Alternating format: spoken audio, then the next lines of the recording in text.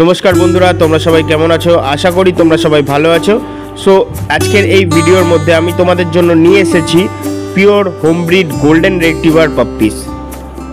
তো বন্ধুরা এখানে 4 female puppies 2 male puppies available আছে। আর ফিমেল পাপ্পিস যে 4টে পাপ্পি আছে সেই 4টে পাপ্পিরই ভ্যাকসিন কমপ্লিট আছে।